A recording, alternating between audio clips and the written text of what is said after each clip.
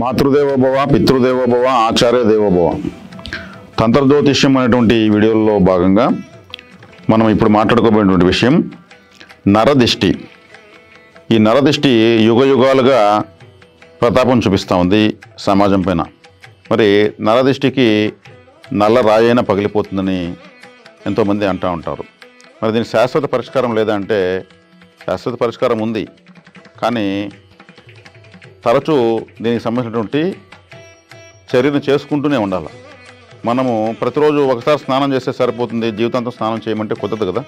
ఏ రోజుకి రోజు స్నానం చేయాలి. అలాగే దిష్టి అనేది మనము దిష్టి తీయించుకున్న దాన్ని తీసేసిన తర్వాత, అంటే ఆ దుష్ట ప్రభావం తొలగించిన తర్వాత మళ్ళీ వచ్చి లోడ్ అవుతూ ఉంటుంది, మళ్ళీ తీసుకుంటూ ఉండాలి. ఎలాగైతే మనకి శరీరం మాలిన్యం అవుతుందో అలాగే దిష్టి అనేటువంటి ఒక నెగిటివ్ ఎనర్జీ మన పైన పడి మనల్ని అది చాలా ఇబ్బంది పెడుతూ ఉంటుంది. ఈ నరదిష్టికి కొంతమంది నల్లదారం కట్టుకుంటారు, కొంతమంది చేతికి ఏదో ఒక కన్ను ఉన్నటువంటి ఒక రాయిలాగా ఒకటి కట్టుకుంటారు, ఇంకొంతమంది ఇంకేదో వేసుకుంటారు. కానీ అయినా కానీ సఫర్ అవుతుంటారు. ఇది ఒక థెరపీ లాంటి ఒక క్రియ ఒకటి ఉంది. ఆ క్రియను చేయడం వల్ల దిష్టి వేగంగా పోతుంది. మరి అటువంటి క్రియలు చాలా ఉన్నాయి. ఉప్పు రాళ్ళతో, ఎండుమిరపకాయలతో, చీపురు కట్ట పుల్లలతో, గుమ్మడికాయతో, కొబ్బరికాయతో, నిమ్మకాయతో, వెంట్రుకలతో ఇలా రకరకాలుగా దిష్టి తీస్తూ ఉంటారు. ఇవన్నీ కూడా మంచి థెరపీలే, తీస్తూ ఉంటారు. కానీ శక్తివంతమైనటువంటి పరిహారము, మనకు అనుగుణమైనటువంటి నెగిటివ్ ఎనర్జీ మన శరీరం నుంచి వెనక్కి తీసేసేటువంటి ఒక పరిహారము ఈ తంత్ర జ్యోతిషం అనేటువంటి ఈ విధానంలో మీకు తెలియజేయడం జరుగుతుంది. అదేంటంటే, ఇప్పుడు గుమ్మడికాయ, బూడిద గుమ్మడికాయను ఎంత పెద్ద కర్మాగారానికైనా, ఒక పెద్ద ఇంటికైనా, ఒక మనిషికైనా గుమ్మడికాయతో దిష్టి తీస్తే వేగంగా దిష్టి పోతుంది. కానీ అందులో కూడా ప్రత్యేకమైనటువంటి ఒక విధానం ద్వారా చేయడం ద్వారా చాలా వేగంగా అనుగుణంగా ఉన్నటువంటి వ్యతిరేక శక్తి నిర్మూలించబడుతుంది. అది ఎలాగంటే, బూడిద గుమ్మడికాయ అనేది దిష్టికి తిరుగులేనటువంటి ఒక తాంత్రిక ఫలం. ఆ బూడిద గుమ్మడికాయ తీసుకుని మధ్యలో ఒక ముక్క కట్ చేసి ఒక పెద్ద హోల్ పెట్టి తీయాలి. తీసి అందులో మీ ఎడమకాల కింద మట్టి కొద్దిగా తీసి అందులో వేయాలి. ఎడమకాల కింద మట్టి ఎందుకు? మనలో ఉన్న చెడ్డ మొత్తం మన ఎడమకాల కింద ఉంటుంది. ప్రాచీన కాలంలో ఎడమకాల కింద మట్టి తీసుకుని వెళ్ళి వాళ్ళకి ఏదైనా బ్లాక్ మ్యాజిక్ లాంటిది చేసేవాళ్ళు. అంటే వారి యొక్క చెడ్డతో వారికి చెడ్డ ఈజీగా చేయొచ్చు అనేటువంటి విధానం ద్వారా అది సాధ్యమయ్యేది. కాబట్టి మన యొక్క చెడ్డ మన ఎడమకాల కింద ఉంటుంది. కాబట్టి మనం ఎక్కడైనా మట్టిలో అలా కాలు పెడితే ఆ పాద ముద్ర పడుతుంది. ఆ పాద ముద్రలో నుంచి కొద్దిగా మట్టి తీసి ఈ బూడిద గుమ్మడికాయను మనం కట్ చేసాం కదా, కట్ చేసి ఒక పీస్ తీసాం కాబట్టి ఆ హోల్లో వేయాలి. వేసి మీకున్న సమస్యలు, అప్పులు, శత్రువులు, ఇంకేదైనా కావచ్చు, చిన్న చిన్న స్లిప్పుల్లో రాసి ఆ పేపర్లో కూడా ఉంట చుట్టి ఆ గుమ్మడికాయలు వేయాలి. వేసి ఒక 2 పచ్చిమిరపకాయలు వేయాలి.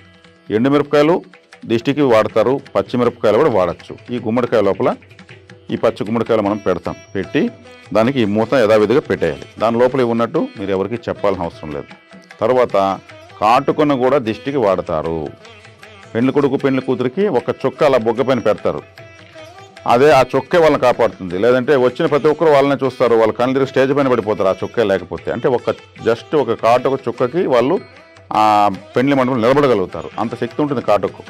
అదే కాటుకుని తీసుకుని గుమ్మడికాయ మొత్తం చుక్కలు పెట్టాలి. అక్కడక్కడక్కడ గుమ్మడికాయ మొత్తం పెట్టాలి. అది ఇలా పట్టుకొని కర్పూరం వెలిగించి దిష్టి తీసి ఇటువైపు clock wise 3 times, anti clock wise 3 times తీసి పగలగొట్టి ఎక్కడ డ్రైనేజీలో పారాలి. ఆ పట్టుకున్నప్పుడు గుమ్మడికాయ ఆ కాటుక చేతులకు అవుతుంది కాబట్టి ఒక పెద్ద న్యూస్ పేపర్లో పెట్టుకుని కావాలంటే తిప్పచ్చు. ఎవరికి వారే తీసుకోవచ్చు అంటే తీసుకోలేరు. ఎందుకంటే గుమ్మడికాయ నీరు అధికంగా ఉంటుంది, వాటర్ పర్సంటేజ్ ఎక్కువ ఉంటుంది, బరువు ఎక్కువ, మీకు మీరు తిప్పుకోలేరు. అది కర్పూరం నెత్తిన పడుతుంది. కాబట్టి ఎవరికన్నా ఓ 100-50 వేస్తే తీసి దాన్ని పగలగొట్టి పారేయడం బెటర్. తర్వాత మీరు చక్కగా స్నానం చేయాలి. ఇది ఒక క్రియ, ఒక వ్యతిరేకమైనటువంటి శక్తిని తీసేటువంటి ఒక క్రియ కాబట్టి, ఒక థెరపీ కాబట్టి. కొంతమంది కాళ్ళు చేతులు కడుక్కుని గమనైపోతారు. అలా కాదు, నెత్తి మీద ఒక 3 చెంబులు నీళ్ళు పోసుకున్నా స్నానం చేయాలి. ఒళ్ళు తడవకుండా ఒళ్ళు మొత్తం తడిచేట్టుగా చేయాలి స్నానం.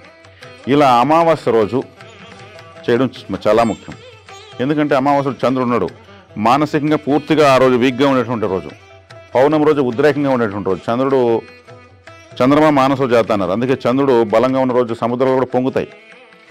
అతను జలకారకుడు కాబట్టి ఆ రోజు చేయడం వల్ల మనకు కనెక్టివిటీ బాగుంటుంది. ఈ దిష్టి ఎప్పుడు తీసినా మంచి మధ్యాహ్నం కానీ సాయంత్రం సూర్యోదయం అయ్యి కాక అలా ఉంటుంది. ఎర్రలో తలుస్తూ ఉంటుంది ఆకాశం అంటూ ఉంటారు. ఎర్రలు అంటే మేఘాలని ఎరుపు రంగు ఎక్కువ ఉంటాయి. అక్కడ అసుర వేళ అంటారు. అసుర వేళ అంటే నెగటివిటీ ఉన్నటువంటి ఆ టైంలో ఈ నెగటివిటీ ఉన్నటువంటి ఈ పరిహారం చేయడం వల్ల దిష్టి వేగంగా తొలుగుతుంది. ఎగుపొద్దు అంటే సూర్యుడు పైకి ఎగబడుతూ ఉన్నప్పుడు సూర్యోదయం తర్వాత అప్పుడు చేస్తే మీకు పోదు. దిగుపొద్దు అంటే మనకు దిష్టి దిగిపోవాలంటే నడినెత్తి మీద కూర్చొని కిందికి వాళ్తాడు కాబట్టి అప్పుడు తీయడం వల్ల మీకు చక్కగా ఆ నెగటివిటీ పోతుంది. కాబట్టి దిష్టి తీసే సమయాలు ఇవి. గుమ్మడికాయ దిష్టి తీసుకునే విధానం ఇది. ఈ విధంగా దిష్టి నెలకు కనీసం ఒక 2 సార్లు చేసుకోవాలి. ఇలా చేసుకుంటూ వస్తే ఎప్పటికప్పుడు శుభ్రం అవుతూ ఉంటుంది. నరదిష్టి కాదు కదా, ఇంక ఏ దిష్టి అయినా సరే మీకు తొలగిపోతుంది. దీనికయ్యే ఖర్చు మీకు తెలిసిందే. గుమ్మడికాయ, 2 పచ్చిమిరపకాయలు, కాసంత కాటుక. మీరు తీసుకోవాల్సిన సమయం మంచి మధ్యాహ్నం లేదంటే సాయంత్రం. ఇది ఒక తంత్ర ప్రక్రియలాగా మీకు ఉపయోగపడుతుంది. ఇది మీరు చక్కగా తీసుకొని మీరు ఫలితాన్ని పొందొచ్చు. చిన్నపిల్లలకైతే గుమ్మడికాయ అవసరం లేదు. అంటే వాళ్ళ యొక్క శారీరక స్థితి చాలా తక్కువ పరిమాణంలో ఉంటుంది కాబట్టి వాళ్ళకు మీరు సాధారణంగా తీసేటువంటి ఎండుమిరపకాయలు, అదేవిధంగా పొరక పొలలు, చీపురు కట్ల చీపురు పొలలు, రాతి ఉప్పు లాంటి వాటిని తీయచ్చు. పెద్దవాళ్ళకు మాత్రమే గుమ్మడికాయ అవసరం ఉంటుంది. కాబట్టి ఇదే విధంగా ఇంట్లో ఒకరికొకరు కావడం లేదు, ఇంటికి దిష్టి తీస్తున్నామంటే మీరు చెత్త ఊడుస్తారు కాబట్టి ఇంట్లో ఆ చెత్త ఊడ్చి బయట పోస్తారు కాబట్టి ఆ డస్ట్ తీసి గుమ్మడికాయలు వేసి ఇంటికి దిష్టి తీసి కొట్టాలి. అదే యజమాని ఎడమకాల కింద మట్టి, ఆ ఇంట్లో మట్టి 2 కూడా ఒకేసారి వేసి యజమాని ఇంటి ముందు నిలబెట్టి ఇల్లు యజమాని కలిపి కూడా దిష్టి తీయచ్చు. కాబట్టి మీరు ఇంటికి దిష్టి తీసుకోవాలంటే ఏదైతే నెగటివిటీ మనం బయటేస్తామో ఆ నెగటివ్తో మన ఇంటి యొక్క నెగటివ్ని తీసేస్తాం అన్నమాట. ఈ తంత్ర ప్రక్రియ ద్వారా మీరు చక్కగా మీ ఇంటికి కానీ మీ ఆఫీస్కి కానీ అదేవిధంగా మీకు కానీ చక్కగా అలా చేసుకోవచ్చు. కొంతమంది వాహనాలకు మా జేసీబీకి లేదా మా ట్రాక్టర్కి ఎక్కువగా గిరాకీలు అంటే కస్టమర్స్ ఎక్కువ వస్తూ ఉంటే మిగిలిన వాళ్ళకి ఒప్పలేదు. ఆ దిష్టి తగిలి మాకు ఇప్పుడు డ్రైవర్ సక్రమంగా రావడం లేదు, బండి బాగుంది కొత్త బండే అయినా రిపేర్లు వస్తున్నాయి, ఒకటి పోతే ఒకటి వస్తూ ఉంది, బాగా నడుస్తున్న బండి అని అడుగుతున్నారు.